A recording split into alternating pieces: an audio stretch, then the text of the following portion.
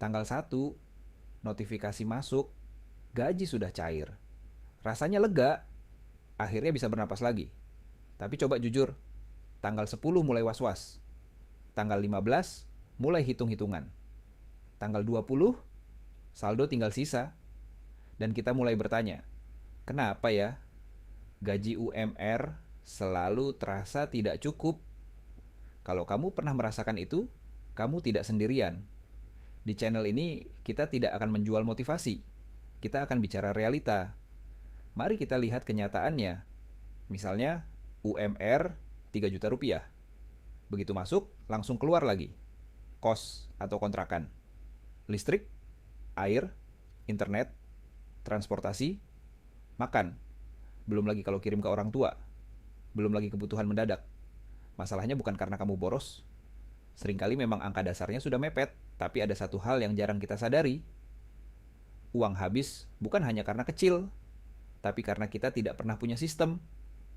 Sebagian besar dari kita melakukan hal yang sama setiap bulan. Gaji masuk. Semua kebutuhan dibayar satu persatu. Sisanya baru ditabung kalau ada sisa. Masalahnya hampir tidak pernah ada sisa. Kita menabung dari sisa uang. Padahal seharusnya kita menyisakan uang. Ini beda cara berpikir. Dan perbedaan kecil ini dampaknya besar. Banyak orang menyalahkan UMR. Memang UMR tidak besar. Tapi yang lebih berbahaya adalah hidup tanpa perencanaan.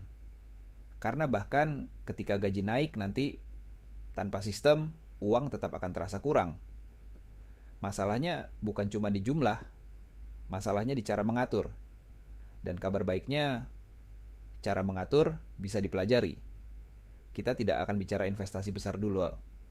Tidak perlu saham, tidak perlu bisnis dulu. Kita mulai dari hal sederhana. Langkah 1, begitu gaji masuk, pisahkan dulu. Bukan bayar semua dulu. Pisahkan minimal 5-10% langsung. Walaupun cuma 100 ribu. Kecil? Iya. Tapi ini soal kebiasaan. Langkah 2, buat batas pengeluaran mingguan. Bukan bulanan.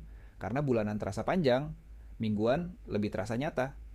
Langkah 3, terima bahwa hidup UMR memang butuh disiplin lebih.